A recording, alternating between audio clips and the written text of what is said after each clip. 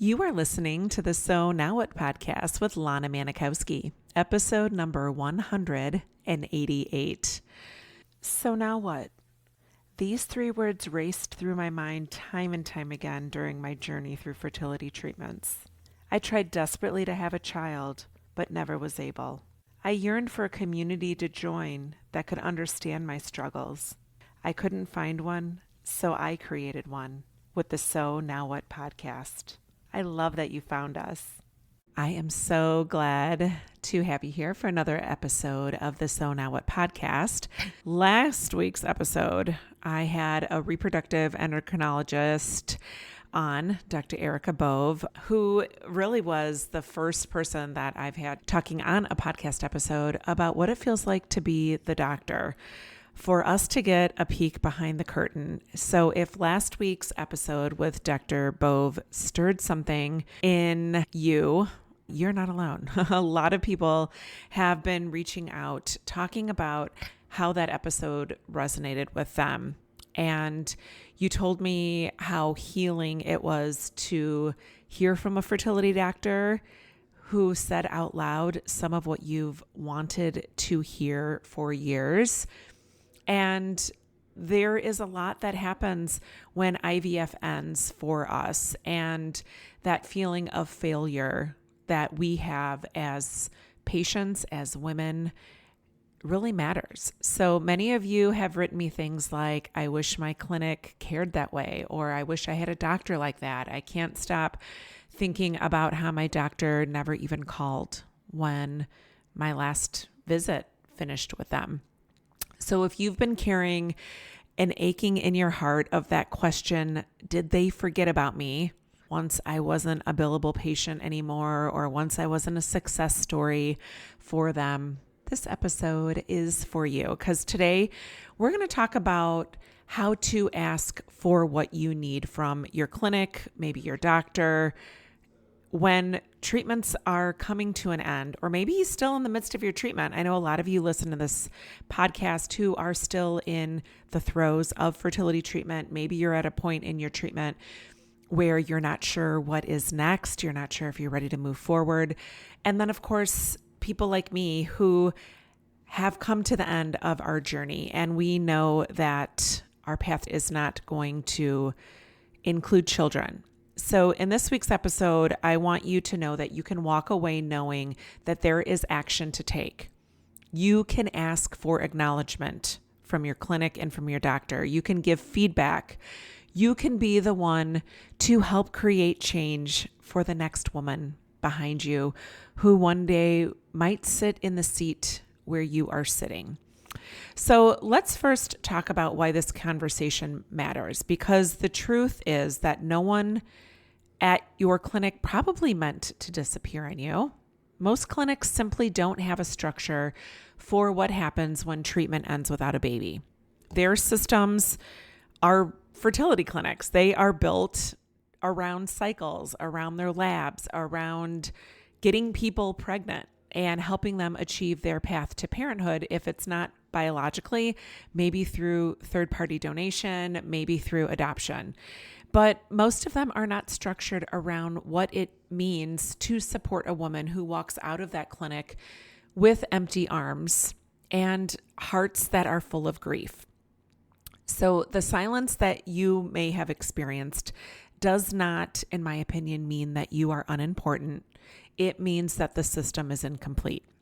And systems do not change until someone points out to them what is missing. And that exactly, my beautiful listener, is where you come in. You have insight for your clinic that they desperately need. You have lived the part of the fertility journey that rarely makes it into the brochures, into the conversation, and your feedback has the power to educate, to humanize, and, really how to transform how doctors, nurses, and fertility clinics show up for their patients. So maybe you're thinking, yeah, right, Lana, but it's been months, maybe years since I was a patient, and it's too late. Like, I've moved on, they moved on. And I want to tell you, if this is something that calls your heart, it is not too late. You can still message your nurse, send a quick note through your patient portal, maybe a patient care coordinator, maybe even write to the doctor and tell them that you needed more. Your message doesn't have to be long. I'll even give you a sample. I was kind of thinking of like what you might be able to say, so I'm going to share that here. Maybe something like, "Hi, so-and-so. I wanted to reach out to share something that's been on my heart. Ending treatment or coming to the end of treatment, depending on where you are, without a baby is one of the hardest experiences I've had in my life. And I realize how much support is missing for patients after that point. I wondered if your clinic had any support resources for patients once treatment is nearing an end or comes to an end, or if you'd like feedback about what has helped me since then, because I would like to help future patients." So that's it. Something along that line. Feel free to jot down exactly what I said. You're not blaming anyone. You're just offering a perspective. And if they write you back or get back in touch, which I think, why wouldn't they? You can share with them. Was it a book? Did you join a Facebook group? Did you come across somebody on your own research that has been super helpful for you? Maybe it's a podcast like mine, a podcast like somebody else's. You can help them through what you might think is a very simple message. Start a conversation that they have never had before. And that, my friend, is often what it takes. It takes somebody who says, "I need this. It doesn't exist. Let me help you create it." That is how this podcast started back in 2021. I could not find a podcast or a community of women who went through fertility treatments, did not have a baby, and were talking openly about it. So there are so many ways that this can unfold. Maybe your nurse might respond and say thank you. She's never had a patient share that kind of feedback. Maybe they'll forward it to a mental health provider or a counseling team or a social worker and ask if they can contact you. And maybe you won't hear back right away. But that message, I believe, will still echo in a staff meeting, maybe weeks later, maybe days later, something that says, a patient wrote us about what happens after treatment. Maybe we should take a look into resources for that. So in my opinion, your words can be the seed of change inside that clinic. And if all you do is ask for support for yourself, that's already a powerful step. It's you saying that as a patient of your practice or a former patient of your practice, my emotional well-being matters. You can ask if maybe they partner with a therapist who is childless after infertility. I know many people tell me that they have met with a therapist who went through IVF and they ended up having a baby. And for them, that doesn't seem like the right fit for a therapist. And that is okay because they need to know what you need. So ask whether if they've heard of resources, if they have them, share the resources that have been helpful for you. My guess is they probably don't have a ton on their list because we know that these clinics' outcomes are focused on having a baby. They don't always know what exists when pregnancy doesn't happen. And I just love thinking that you can be the one to show them that. So I just want you to be inspired by this. I'm just thinking here, you can even send me their information. Like if you feel inspired to create change, but don't think it's the right thing for you, or you don't feel like you have the capacity to do it, please send it to me. My email is hi@lanamanikowski.com. Send me the name of your clinic. If you have the name of the doctor that you worked with or a nurse or somebody, I'm happy to do that on your behalf and say, hey, I want to share my resources. I've had clients do that, and I love that I can be a bridge for you if you don't feel like this type of conversation feels right for you right now. You bringing this information to me or you bringing it to them might start a beautiful brainstorm. They might decide that they can start to compile a list of post-treatment resources. Maybe they create a follow-up check-in call that becomes part of their protocol after a patient's last cycle. Maybe they invite me to speak to their staff how to better support the childless not by choice community. I mean, I've already done that at some clinics here in Chicago. I just got invited by one in Canada to do that. But it all starts because one patient, maybe it's you, maybe it was me, but we spoke up. You don't need a fancy title. You don't need a credential. You just need to say, I needed this. When you share what has helped you, this podcast, Facebook group, book that gave you language for what you were feeling, you become part of this revolution in patient care. You are the one to make it easier for the next woman to be met with empathy instead of silence. And my girl, that is what I call leadership. That is how you create legacy. There is just something that is so beautiful and meaningful about advocating for yourself. When you reach back out to your clinic, you are going to reclaim a piece of your story. Or if you want me to do it on your behalf, I am reclaiming a piece of your story.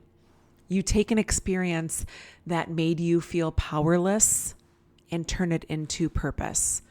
You remind yourself that your voice carries weight. You remind yourself that you still matter, not because you're in treatment or still pursuing parenthood, but because you are a whole human who deserves care.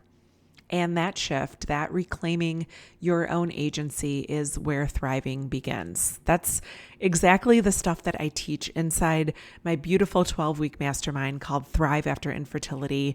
It's all about a 12-week focus on how to rebuild trust with a body that couldn't create a baby, how to reconnect in relationships with your friends with kids, with family members with kids. Maybe if you're married, how to feel like your relationship is going to last without the kids that you dreamed of.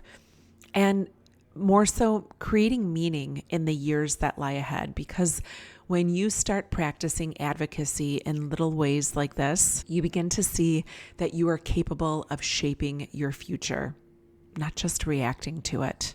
You might feel nervous about doing something like this. You might worry it'll stir up pain or make you emotional, and that is okay. Before you write or send anything, send it to me if you want. Take a deep breath. Place your hand on your heart. Do something to remind yourself that you are safe and you are allowed to want more for yourself. You are shining a light on a space that has been neglected for way too long. And if the idea of doing this alone feels heavy, let's jump on a Thrive call. Let's look at what makes you feel stuck, the emotions, the uncertainty, the identity shifts, and let's build a plan for what feels aligned with who you are now and who you are aspiring to be in the future. You do not have to figure this out in isolation. You just have to take one brave step. So if booking a Thrive call sounds like a good next step for you, I'll put a link to that right here in the show notes. And think about one way you can engage with your clinic or with your doctor. And whatever you choose, let it be a reminder that your story absolutely still matters to the people who treated you. You are not invisible. You are an essential part of reshaping what post-treatment care can look like. And who knows? One day, a doctor might sit across from a patient and say, after your last cycle, if things don't go as planned, I want you to know that there is a resource called So Now What? It was created by a woman who once sat where you are. That is where the change can set in motion. You are so much bigger than a diagnosis or a label of a failed fertility patient. Your story can change the way this industry supports women, and that starts by asking for what you need and sharing what has helped you heal. So I hope you have a beautiful week. I love you, and remember that it's never too late to discover your meaning. I'll talk to you next week. Hey, real quick, I just wanted to tell you about an awesome resource I created. If you have ever found yourself in conversations with people, or maybe people offering you suggestions about what you should do to become a mom, it's called the Top 27 Things People Say When You're Childless and How to Respond. You can get your copy free at lanamanikowski.com/things people say.